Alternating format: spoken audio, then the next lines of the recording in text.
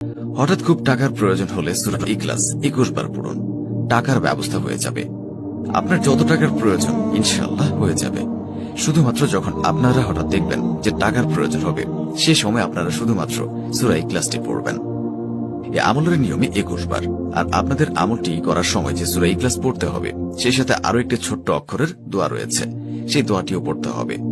তো আপনাদের শুধুমাত্র সূরা ইখলাস এবং এই আমলটির জন্য ছোট্ট একটি অক্ষরের দোয়াটি পড়তে হবে।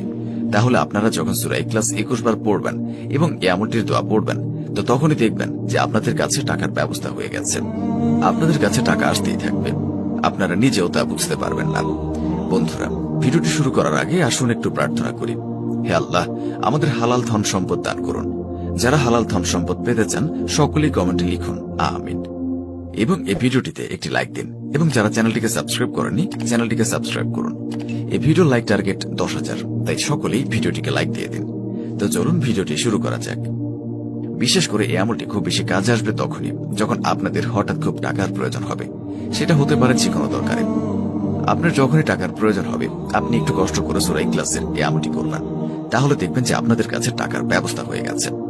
খুবই সহজ নিয়ম আমলটির, এবং আপনারা খুব সহজে রেজাল্ট পেয়ে যাবেন। তো আপনাদের এখন এই আমলটির কথা বলে দিচ্ছি। এই আমলটি আপনারা ছেলে মেয়ে সকলেই করতে পারবেন, এবং এর সাথে সাথে ছোট বড় সকলেই করতে পারবেন।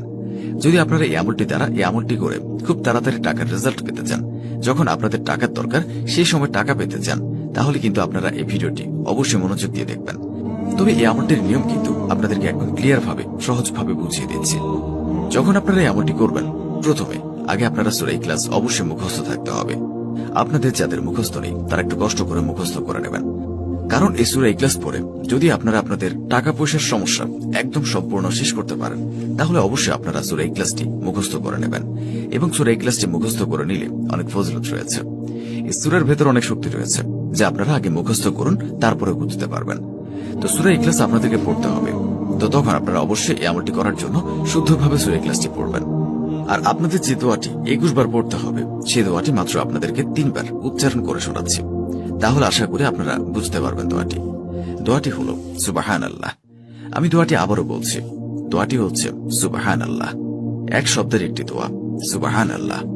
এই দোয়াটি আপনারা আশা করি সকলে জেনে গেছেন এবং বুঝে গেছেন। এই দোয়াটি আপনারা শুধুমাত্র সূরা ইখলাসের সাথে পড়তে হবে।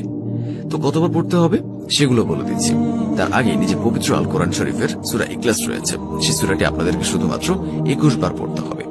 এবং সেই 21 বার পড়ার পর যখন আপনাদের কাছে টাকা আসবে, তো সেই সময় আপনারা যখন এই আমলটি করবেন, তখন কিন্তু কোনোভাবে সূরা ইখলাস ভুল করে পড়া যাবে না।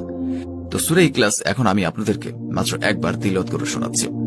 আপনারা সবাই মনোযোগ দিয়ে শুনুন।